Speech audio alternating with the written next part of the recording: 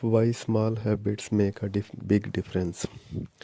It is so easy to overestimate the importance of one defining movement and underestimate the value of making small improvements on a daily basis.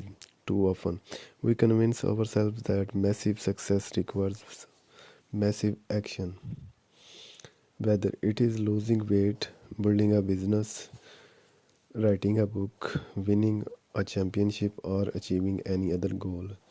We put pressure on ourselves to make some earth shattering improvement that everyone will talk about. Meanwhile, improving by 1% isn't particularly noticeable sometimes. It is it isn't even noticeable, but it can be far more meaningful, especially in the long run. The difference a tiny improvement can make over time is astounding. Here's how the math works out. If you can get 1% better each day for 1 year, you will end up 37 times better than the time you are done. Conversely, if you get 1% worse each day for 1 year, you will decline nearly down to zero. What starts as a small win or a minor setback accumulates into something much more. Habits are the compound interest of self improvement. The same way that money multiplies through compound interest, the effects of your habits multiply as you repeat them. They seem to make little difference on any given day, and yet the impact they deliver over the months and years can be enormous.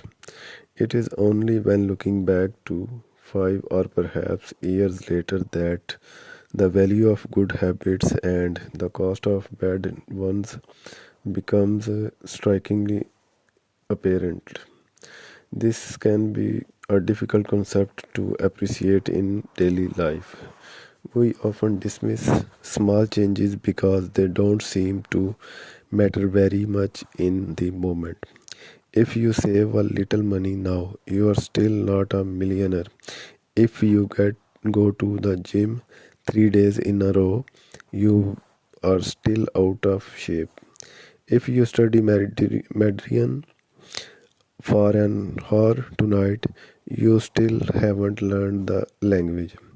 We make a few changes, but the result never seems to come quickly, and so we slide back into our previous routines.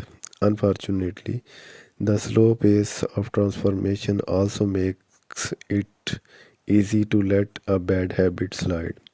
If you eat an unhealthy meal today, the scale doesn't move much. If you work late tonight and ignore your family, they will forgive you. If you procrastinate and put your project off until tomorrow, there will usually be time to finish it later. A single decision is easy to dismiss.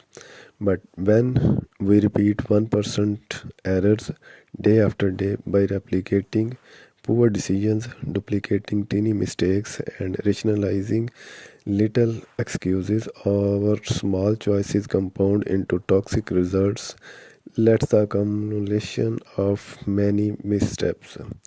A 1% decline here and there that eventually leads to a problem. The impact created by a change in your habits is similar to the effect of shifting the route of an airplane by just a few degrees. Imagine you are flying from Los Angeles to New York City. If a pilot leaving from LAX adjusts the heading just 3.5 degrees south, you will land in Washington DC instead of New York. Such a small change is barely noticeable at takeoff. The nose of the airplane moves just a few feet, but when magnified across the entire United States, you end up hundreds of miles apart. Similarly, a slight change in your daily habits can guide your life to a very different destination. Making a choice that is 1% better or 1% worse seems insignificant in the moment, but over the span of moments that make up a lifetime, these choices determine the difference between who you are and who you could be.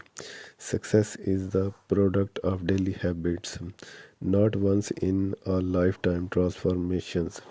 That said, it doesn't matter how successful or unsuccessful you are right now. What matters is whether your habits are putting you on the path towards success. You should be far more concerned with your current trajectory than with your current results. If you are a millionaire but you spend earn, more than you earn each month, then you are on a bad trajectory. If your spending habits don't change, it's not going to end well.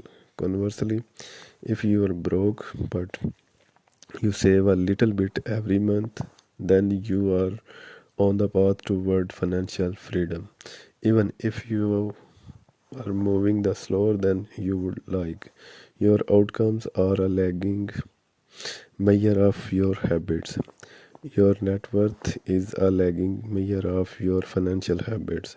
Your weight is a lagging measure of your eating habits. Your knowledge is a lagging of measure of your learning habits. Your clutter is a lagging measure of your cleaning habits. You get what you repeat.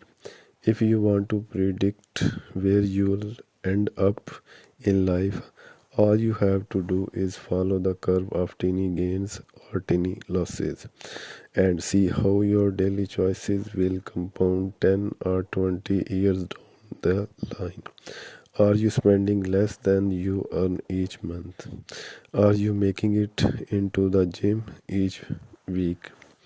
Are you reading books and learning something new each day? Teeny battles like these are the ones that will define your future selves. Time magnifies the margin between success and failure. It will multiply whatever you feed it. Good habits make time your ally, bad habits makes time your enemy. Habits are a double-edged sword. Bad habits can cut you down just as easily as good habits can build you up, which is why understanding the details is crucial. You need to know how habits work and how to design them to your liking so you can avoid the dangerous half of the blade. Your habits can compound for your or against you. Productivity compound. Accomplishing one extra task is a small feat on any given day, but it counts for a lot over an entire career. The effect of estimating an old task or mastering a new skill can be even greater. The more tasks you can handle without thinking, the more your brain is free to focus on other areas. Stress compounds. The frustrations of a traffic jam, the weight of parenting responsibilities, the worry of making ends meet, the strain of slightly high blood pressure by themselves. These common causes of stress are manageable, but when they persist for years, little stresses compound into serious health issues. Knowing compounds, learning one new idea won't make you a genius, but a commitment to a lifelong learning can be transformative. Furthermore, each book you read not only teaches you something new but also opens up different ways of thinking about old ideas.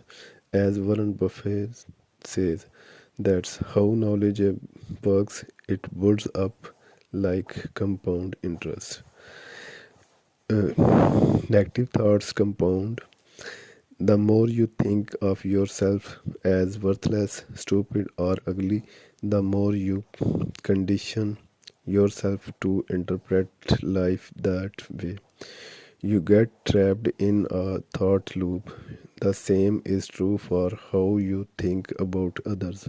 Once you fail into the habit of seeing people as energy, unjust, or selfish, you see those kind of people everywhere.